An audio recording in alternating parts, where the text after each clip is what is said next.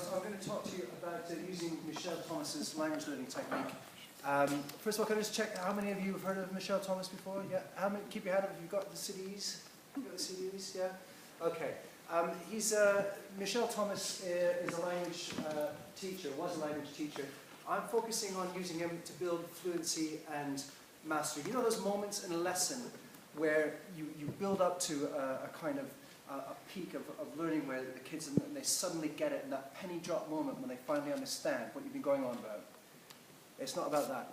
It's about building mastery and fluency. It's about getting them to do the skills and the techniques that are really core in your subject area and that they need practicing.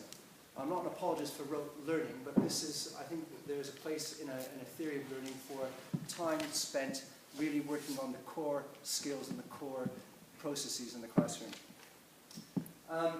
Michel Thomas is an interesting character. He was born in 1918 in Poland in a Jewish family. He was put into a prisoner of war camp, escaped, joined the resistance, was tortured by the Nazis, and somehow or another left that behind him and went on to become an incredibly successful languages teacher to lots of Hollywood stars. Can anyone name the star there? Not there?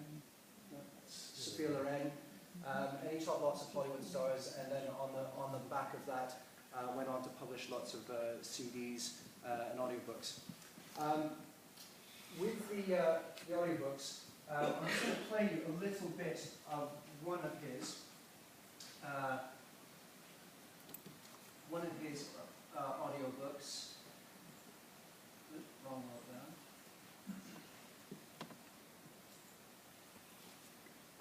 So.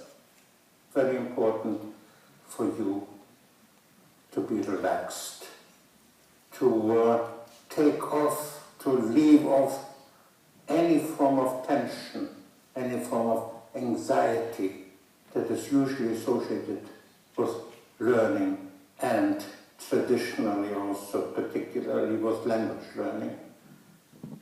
And any form of anxiety, any form of tension inhibits true and effective learning. Okay, so one of the key aspects of this technique is his idea is he puts all of the responsibility for the learning on the teacher, not on the student.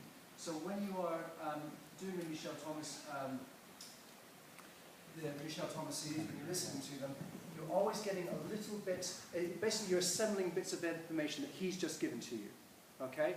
So it's not a question of thinking hard and remembering something that was mentioned a long time ago. It's always just putting together a couple of bits of language, applying a formula that he's just mentioned to you.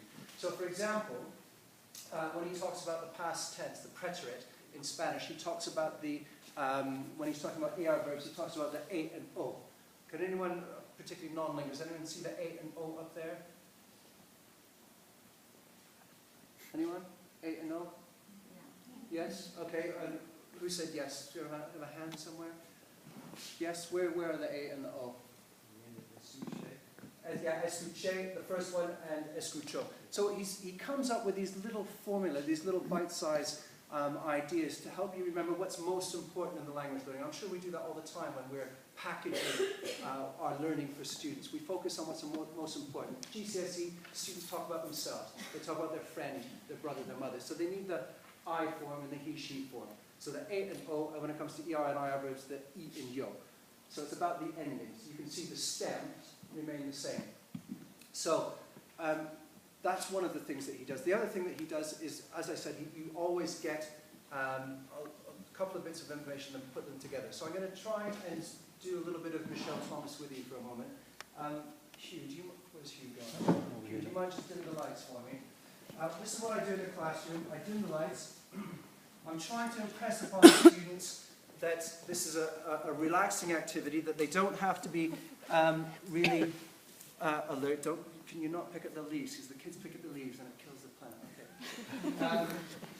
So I thought about using joysticks, but I thought I'd be going a step too far. I don't think most kids would know what joysticks are. So the plants come out, and I try and impress upon the fact that they all must speak, and when they all speak, that one's fragile as well. So okay. when they all speak, no one can hear what any of them is saying because they're all speaking in unison. Okay? So it's a low-risk activity with high participation. So if we take an example from German, I come up with a little thing. I'm going to swear now, but this helps the students remember. I come up with a little thing to help them remember. Icky, dust, shit. Okay, icky, dust, shit. That will help them remember, and help you remember how to conjugate regular verbs in German. Can anyone, particularly non-linguists, see the icky, or the dust, or the shit? So let's start with icky. Alice, yes. The first three and the last letter of the joke. Yes, absolutely right. So there's the ik, and there's the e. So ik, e, and the dust. Yeah. So do, and then slightly different for the shit. Where's that? Yeah, the she, he, and the t. Okay. So if they can remember that, I'm not focusing on the plural forms. If they can remember that, they can use all these different regular, there are irregular ones, regular German verbs like that. So, for example, if we take another verb, if we take the verb trinken, trinken is the infinitive, so that means to drink. To say I drink would be 1, 2, 3. A trinker, and you might have been a bit nervous there, but I didn't hear you, so the lady in the front here. I didn't hear you because you keep picking at the plant. Because you were all speaking one.